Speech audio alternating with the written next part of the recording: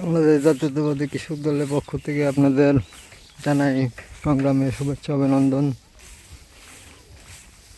Pabna press club পক্ষ থেকে জানাই সংগ্রামের শুভেচ্ছা অভিনন্দন।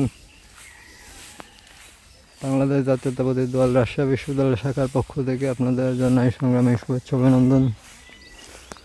জননেতা তারেক রহমানের হাতকে শক্তিশালী করুন। শহীদ প্রেসিডেন্ট জিয়াউর রহমানের আদর্শে নিজেদের দীক্ষিত করে দেশ গড়ার কাজে বাংলাদেশ কৃষক দলের যে প্রয়াস তা আমি আপনাদের সামনে তুলে ধরার চেষ্টা করছি।